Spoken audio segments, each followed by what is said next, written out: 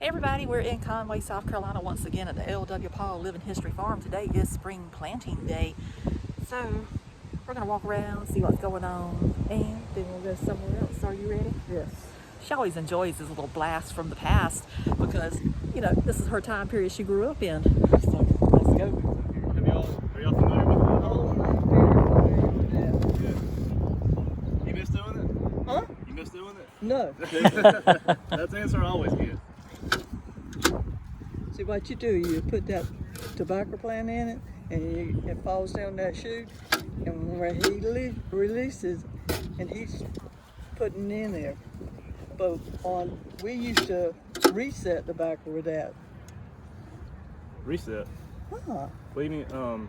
When it was done by a planter, Yeah. the two people sat on the planter, and we had to go back it just in case if something was wrong with the tobacco and it didn't take. Okay. We used that as a reset planter. Oh, that makes sense. You didn't know that, did you? I'm just used to doing it this way. No, we had the planter, and there was two people sat on it. Yeah. One on the left, one on the right, and they had a basket to put the plants in hold. Gotcha. But whenever it got up so much and it wasn't a perfect stand, you took that there with some water, you got that water in there, and you put it in that hole and you reset plant. And me and one of the other people that works here were talking about these the other day. It's a shame they don't make these new anymore because they're good for, doing this. I've seen people use them for like collards, tomatoes, all kinds of stuff. Anything you Yeah. need to plant, you use that. Yeah, handy little tools. That's easier than bending over with your back. Yes, it is. Well, you took your foot and pushed it. See what he did? He pushed it with the plant. That's what he did. Yeah, Now you learned something today too. I did. Yeah, to be as old as these are, they're actually very efficient as far as doing stuff like this. They're very old machines, and they held it. Come on. All right, get over there.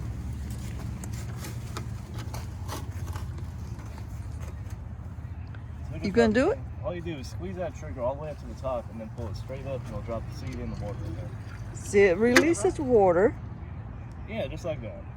All right, pull it. No, you got the plant in it. Squeeze the trigger again. A little water. I don't want to water it to death. If that one drowns, we'll know why. That's all right. But that's what people had to do back then. That's why we had that much water in the ones you were doing. But you gave all his I gave it water back. All right, there you go. Thank you. Yeah, thank y'all for coming out today. And,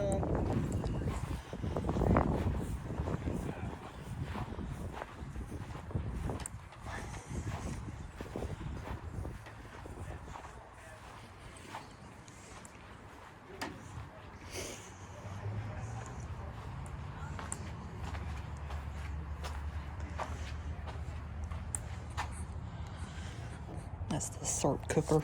We always like to come in the fall whenever they're doing that.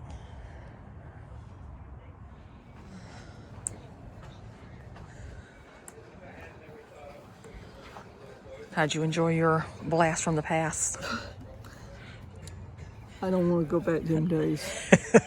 But you do like to visit here. Yeah, I like to visit here because there's so much, even though they didn't know what I was talking about. Material, and I'm kind of,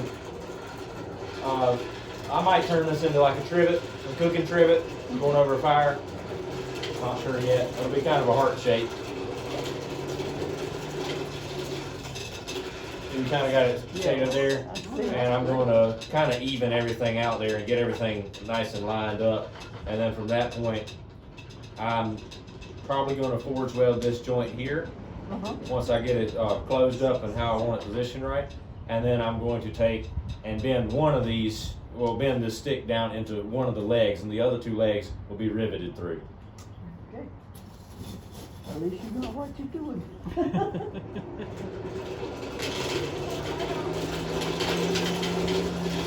But when I say forge welding, you think about welding, a welding machine and a stick draw and everything like that. What I'm actually talking about here is this is a predecessor to modern welding, where I'm going to take two pieces of clean steel or clean wrought iron, and I'm going to get them so hot that they are nearly molten. It's a steel that's almost about to burn, and wrought iron has less carbon, so it's got a really high burn weight. It's really easy to forge weld because you can get it really, really hot without burning it. Steel, you have to be a little more careful not to burn it. But you get it up to that point, and we call it a lemon yellow to a white temperature. When it gets so hot, it'll be white hot. I know you heard that term before. It will actually turn white. It'll go from red to orange to yellow, like I'm talking about a really vibrant yellow, to the point where it's glowing white. And at that point, you can put those two pieces of material, whether they're folded side by side or you drop and sit them on top of each other, called a drop weld. You will then hit them together, and it's so hot that the molecules are almost fluid enough that when you hit them and apply that pressure, the molecules go just like that. And you go from having two pieces of material, three pieces of material, to one piece of material in that area. So it's similar to modern welding, except technically it's stronger. Much less controlled and much harder to do though.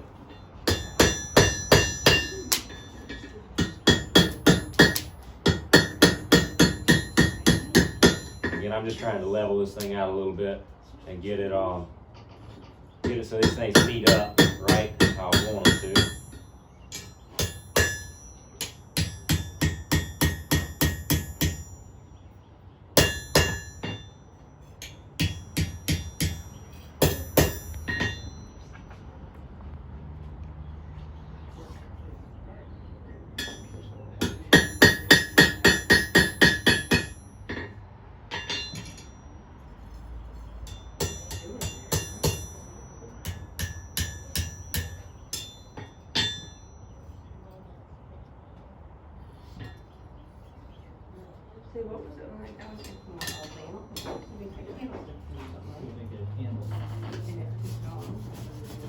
See, I was talking about forge welding. This middle section was forge welded.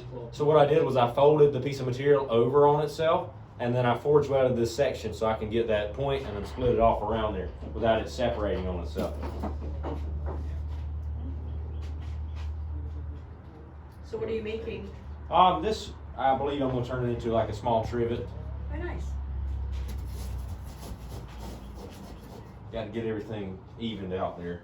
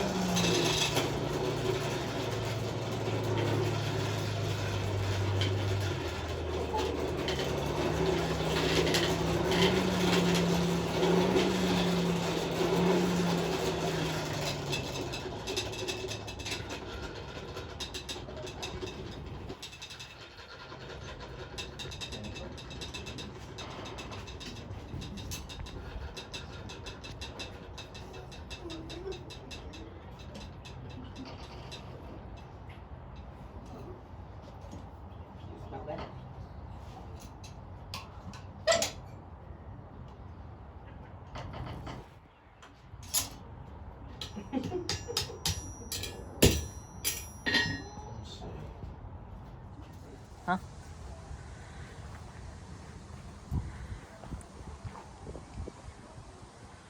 They're so pretty.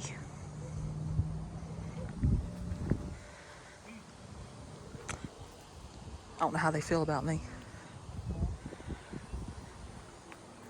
How you doing?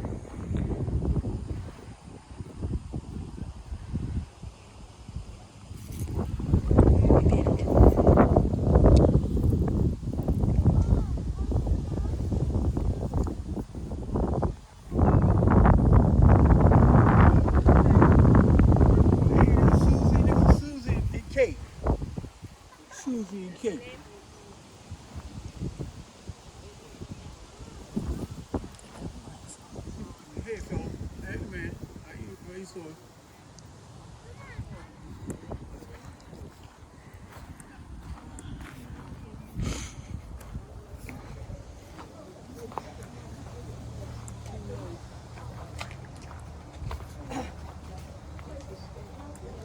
The one year we had a peanut gallery, like it just picking the peanuts.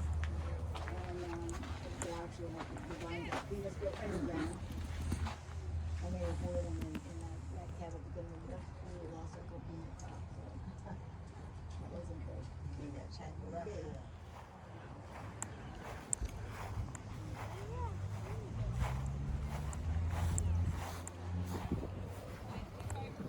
I see the cable.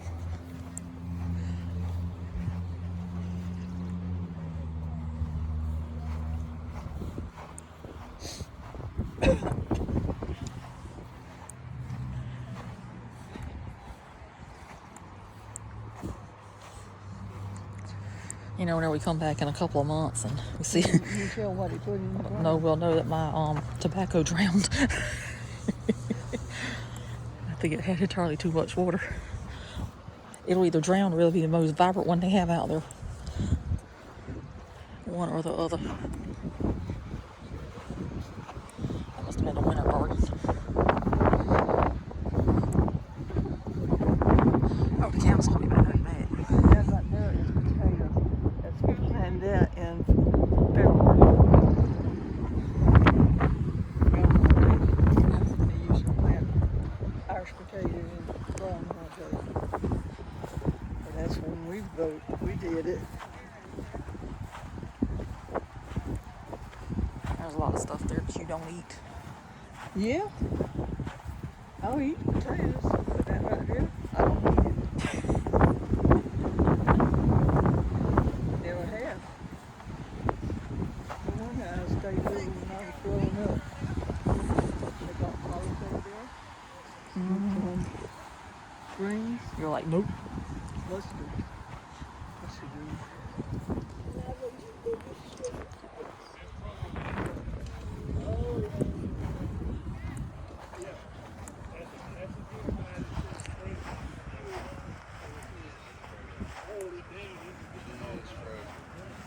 They ain't scared of her because they're protected. But yeah, if she charges, they'll spit fire. It's the only misbehavior she'll do. Because she loves those chickens better than anything better in life. So she's very good.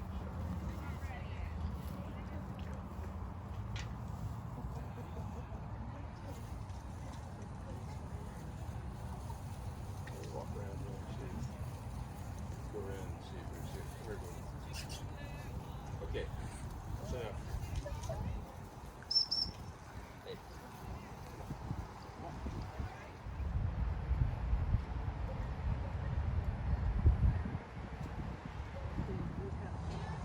We just can't have chickens at home though because we travel so much.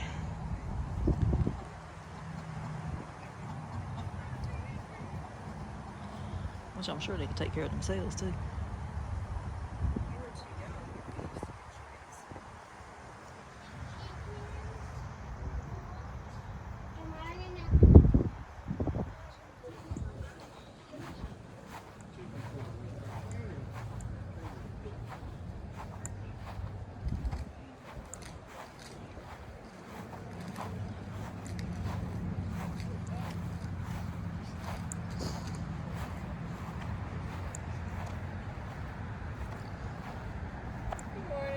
Yeah. She gonna show you how to show corn. You guys want to shell some corn? You want to do that? Not hard to do.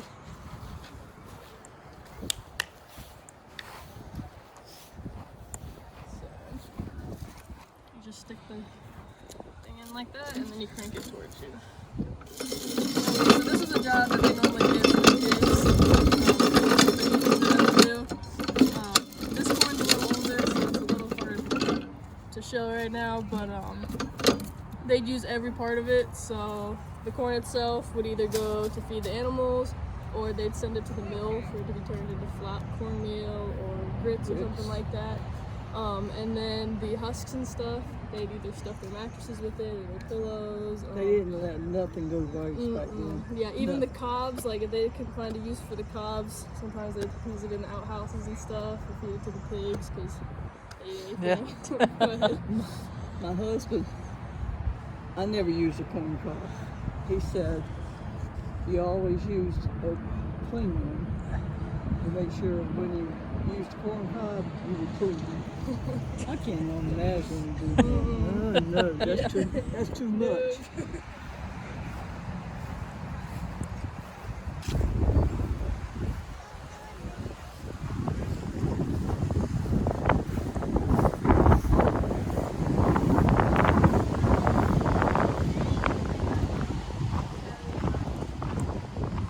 It's very windy out here today.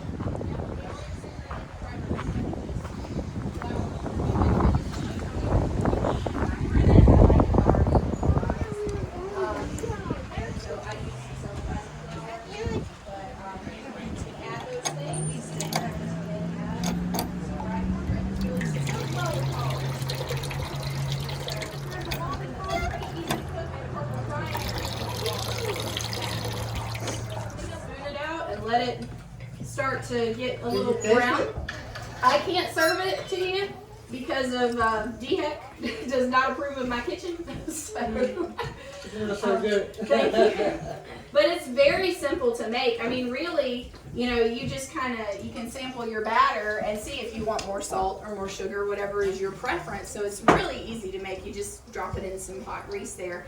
And then as it starts to bubble on top and get golden around the sides, then you flip it and you just let it continue to get golden brown. And then you got fried cornbread. So, or hoe cakes or corn fritters. So all three names that you call. In fact, one of George Washington's favorite foods, one of his favorite breakfasts was a hoe cake with honey drizzled over it.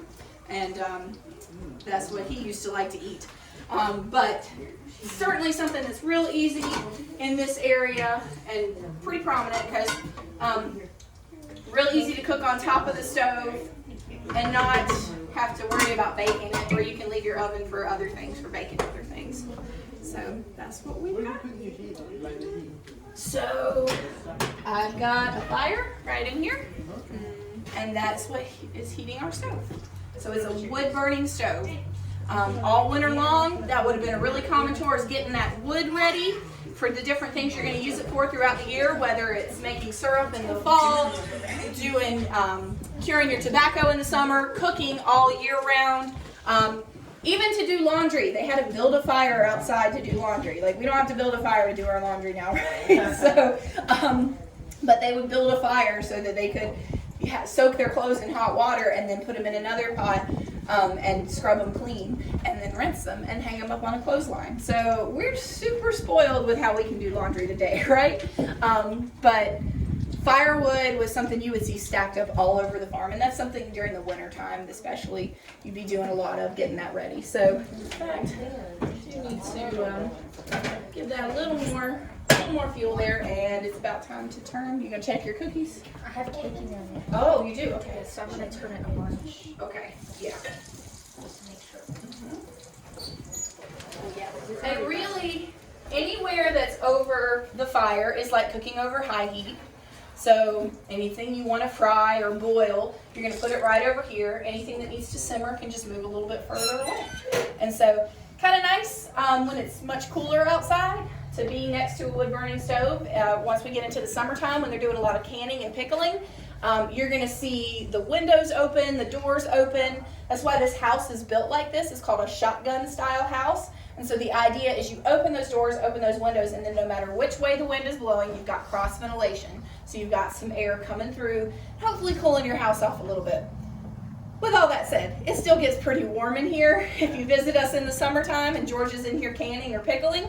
So once they got electricity, which this house does have electricity, but we're still using this wood burning stove, they would have bought some floor fans. That would have been one of their first things they would have purchased. Before you go and spend the money to replace this stove that you grew up knowing how to cook on, that also provides heat in the wintertime.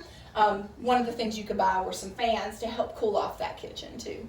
And so so you'll see, if you, like I said, if you stop by here next week, probably she'll probably have everything opened up and have that going too. Your time is spent outside doing the activities that need to be done, and everybody, the kids would work outside too. Everyone had a job to do on a farm like this. And so sometimes in here cooking or sewing on the machine in the living room there, but really coming in here to eat and sleep. Mm-hmm. What is that you're making? So because the fire is right here, everywhere that's right next to that or right above it is going to be the hottest part of your stove. So even though this is a tiny little oven, you can't move it any further away from the fire. If it was a bigger oven, you could just move it to the side and it would bake a little more evenly. But since the heat doesn't circulate evenly, she's having to check and turn so that one side doesn't burn while the other side is still cooking. Just takes some getting used to. It's hard to do like a pound cake in an oven like this.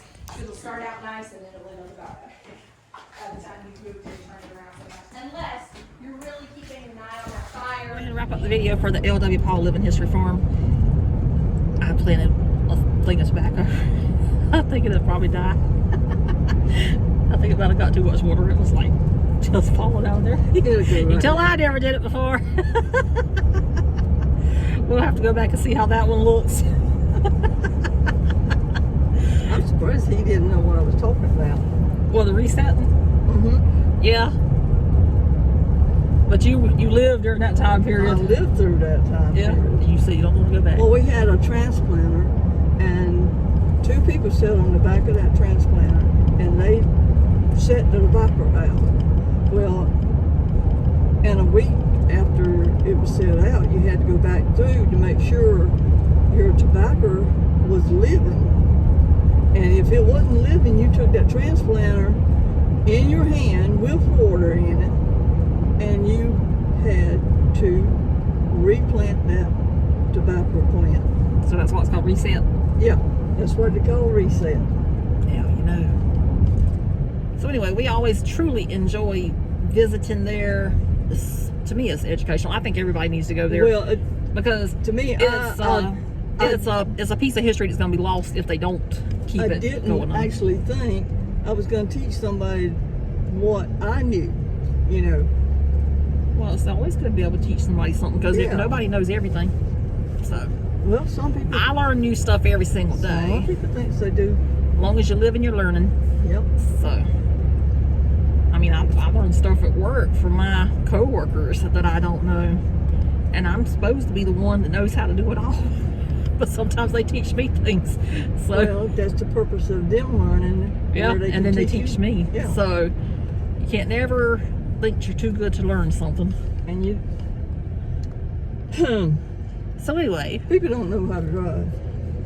That was Mom having a moment while she was driving. So anyway, that's gonna do it for this one. We hope you enjoyed. We'll see you somewhere else. So toodaloo. And subscribe if you hadn't. I appreciate every time anybody subscribes. So we would like to say, just in case you missed the announcement video, we have made it to 1,000 subscribers. Woo-hoo. So it's only up from here. If you know anybody in your family watches YouTube and have not subscribed, tell them, please. Traveling Southeast. It's a catchy name. I think so anyway. I came up with it. So I was actually surprised that name was not taken already for a YouTube channel. I just thought it was a nice name, but it wasn't, so I took it. So anyway, we'll see you somewhere else.